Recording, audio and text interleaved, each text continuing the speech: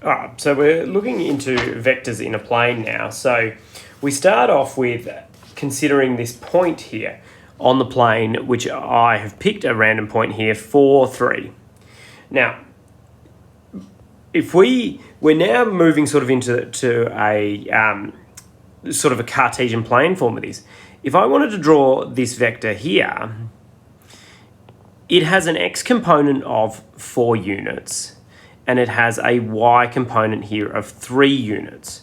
So we actually can look at this vector here, OP, and we pretty much could sort of state that it's, I'm just going to write 4 units in x and 3 units in y. And with what we know already, you would consider 4 goes this way. Obviously, -4 gives you the opposite direction.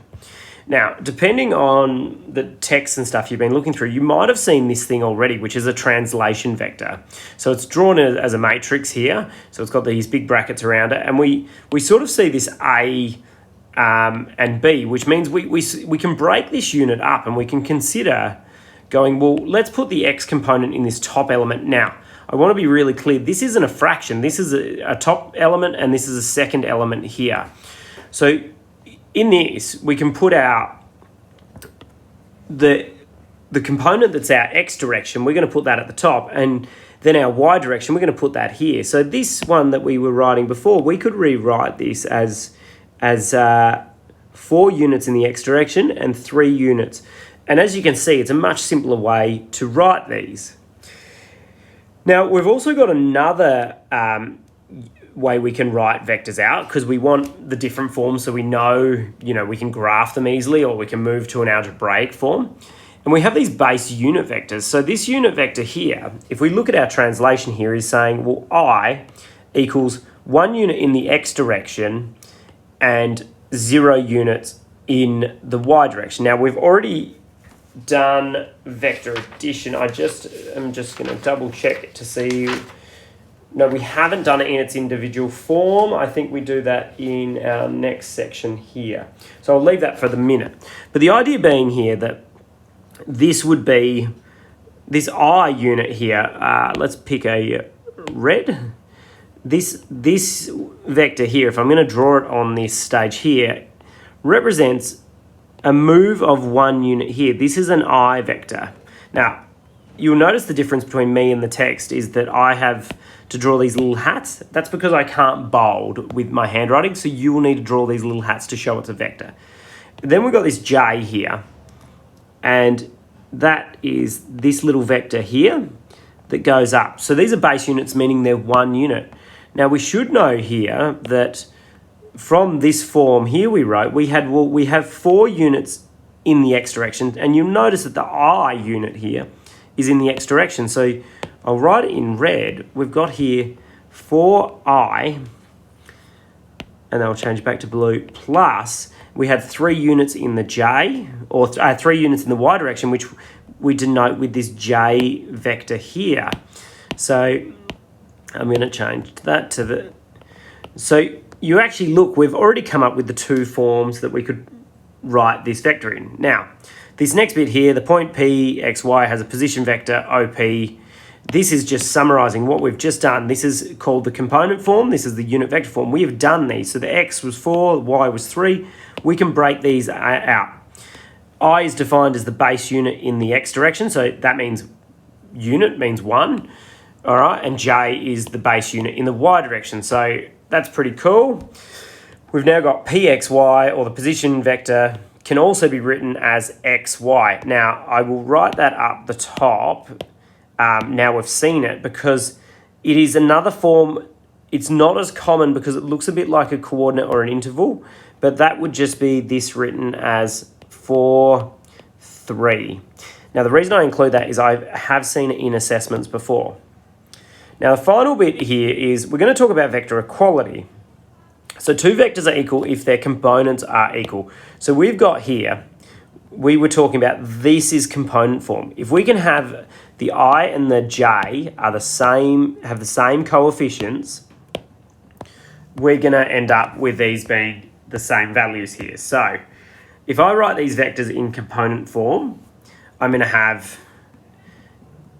that's what our example question is saying here. We're going to have OA is our first vector. You'll notice here that goes across by 3 and up by 2. So I'm going to write that as 3I plus 2j. And it's also 3, 2 like that. So that's this first one here. Now, maybe we'll use a highlighter just to make these a little bit easier to recognize. Our next one, let's go C to B. Now, I'm picking the way the arrowheads go because I'm going to talk about this a little bit later. CB equals, now you'll notice here, we start here and we go we go across by 3 units. So I have an X component of 3 and I go up by 2. It doesn't matter that I don't start at the origin. A vector is just from start to finish. We're talking about those individual components. So this one is also 3i plus 2j equals 3, 2. Again, not a fraction, just a double check. And maybe we'll give this a green. Okay, let's look at our next one here, which we've got D to E. You'll notice we've flipped around. So all of a sudden, this actually goes down. It has a negative Y component of 2 units, and it has a negative X component of 2 units. So let's write that down. We've got D to E.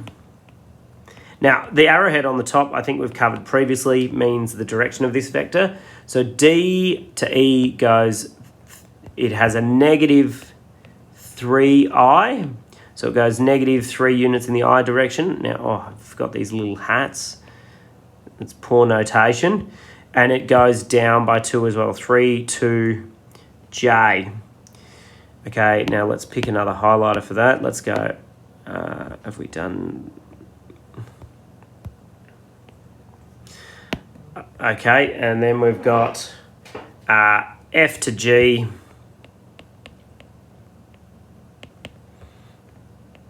Which you'll notice goes, in the X direction, goes out by 2 here and up by 3. So we will go 2i plus 3j. Okay, and let's pick another highlighter color. We'll go bright yellow for this one. Okay, so we've written them in component form. I've just got to write these other two. So negative 3, negative 2, and equals 2 and 3. Now, the next one goes, which vectors are equal? We should notice here straight away that OA equals CB. They have the same components. Now, I've just added an extra one. This one here I put in, it's actually interesting. It's got the same components, but you'll notice here that it's actually, it's like, if I put this out and I go, well, DE equals negative OA. So you'll notice that there, that's sort of what it means. It's got the same component magnitude, but the length is opposite. So we could actually say here that if that vector was flipped and we would write here, I'm going to write next to it so it comes up on our notes. So this actually means therefore E to D equals OA as well. Now, that's not as important. That's just a little, this bit's just a handy little side note that these would be equal. This was the main one here that we wanted to be equal. We would notice here 2 doesn't line up with any of these. Now, you see this form here. Sometimes it's easier to compare there. Okay. All right. Thanks, guys.